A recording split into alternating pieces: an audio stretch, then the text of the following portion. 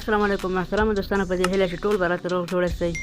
نن زه تاسو ته په دغه ویډیو کې د یو داسې اپلیکیشن په اړه معلومات درکوم کوم چې د افغان بیسیم لپاره دی او په هغې کې مفته 1 GB انټرنیټ ورکوي.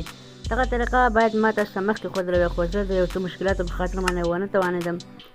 نو اوس هم هغه دوستانو لپاره که چېرته دغه اپلیکیشن نه وي فعال کړی، یعنې دغه 1 GB انټرنیټ یې فري نه وي لاسته راوړی، نو هغوی د 1 GB انټرنیټ لاسته راوړي، هغه هم په افغان بیسیم کې.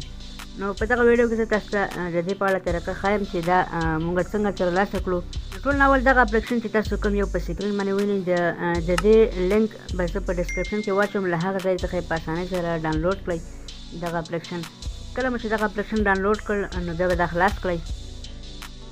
کله مو چې دا خلاص کړو تاسو ته به دغه شان یو صفحه راخلاص شي. دې کې تاسو ته وایي چې تاسو کومه ژبه سلیکټ کوئ، نو هغه به انتخاب کړئ، که دري وي، پښتو وي یا هم انګلیسي وي. نو زه په دې کې یوه ژبه سلیکټ کوم. کله مو چې په دې کې ژبه سلیکټ کړه، بیا به راشئ په سیلپ باندې به کلیک کړئ، بیا به سیلپ وښئ. دغه ځای کې به تاسو د خپل موبایل شمېره ورکړئ، یعنې هغه سیم کارت چې تاسو سره وي افغان بیسیم، نو د هغې شماره به دغه ځای کې ورکړئ پرته له صفر څخه. کله مو چې دغه شماره ورکړه نو بیا به راشئ په دغه لاندې نیکسټ باندې به کلیک وکړئ.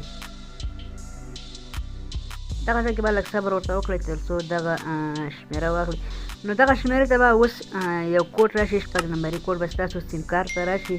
نو هغه 6 نمبري کوډ به دغه ځای کې ورکړئ. اوس دغه سیم کارت ته زما کوډ راغلی، زه دغه کوډ دغه ځای کې ورکوم.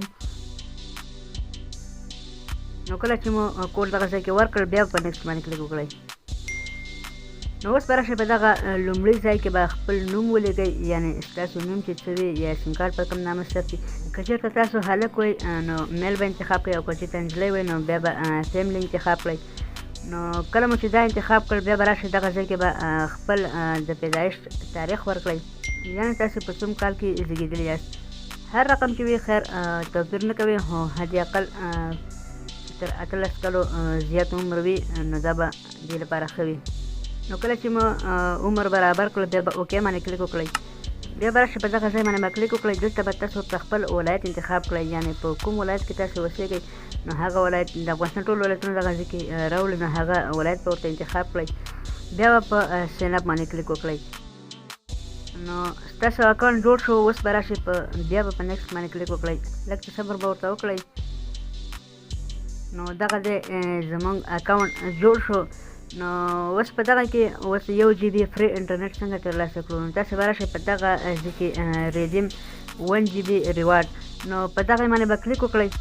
په دې چې مې کله کلیک وکړل لږ صبر به ورته وکړئ. نو دا به تاسو ته دغه تاسو کتلی شئ 1 GB انټرنیټ یې ما ته راکړ. نو دغه 1 GB انټرنیټ یوازې د 4 ساعتونو لپاره کار کوي، نو تاسو باید 4 ساعته دغه استعمال کړئ، له دې څخه زیات کار نه کوي. دا په افغان بیسیم کې د 1 GB فري انټرنیټ فعالولو طریقه. تر بلې ویډیو د الله په امان.